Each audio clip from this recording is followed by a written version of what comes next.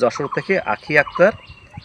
তিনি জানতে চাইছেন, স্যার আমার একটি ছাগল আছে, আমি ছাগলটাকে মোটা তাজা করতে চাই, কি ওষুধ খাবো স্যার যদি একটু বলতেন। ধন্যবাদ। আমরা যারা ছাগল হৃষ্টপুষ্টকরণ করতে চাই, প্রথম যেটা করতে হবে তার কৃমি মুক্ত করতে হবে। এই জন্য আমরা কৃমিনাশক ঔষধ খাওয়াবো। বাজারে বিভিন্ন রকম কৃমিনাশক ঔষধ আছে, যেমন অ্যালবেন্ডাজল, ফেনবেন্ডাজল, আইভারমেকটিন, ইনজেক্টেবল ফর্মেটেও আছে, ট্যাবলেট অনুযায়ী আছে। এই জন্য আমরা ওজন অনুযায়ী তার কৃমিনাশকটা প্রথমে দিব। কৃমিমুক্তকরণটাই আমাদের প্রথম কাজ। এরপরে আমরা কৃমিমুক্ত করার পর একটু লিভার টনিক দিব। এর পরবর্তীতে ভিটামিন মিনারেলস সমৃদ্ধ খাবার দিতে হবে। আমাদের বাজারে যেমন অ্যামাইনো অ্যাসিড সমৃদ্ধ আছে, প্রোটিমিন, অ্যামাইনোভিট প্লাস, এই ইনজেকশনগুলো আমরা ব্যবহার করতে পারি। আবার এগুলো ওরাল ফর্মেও পাওয়া যায়, সেক্ষেত্রেও আমরা ব্যবহার করতে পারি।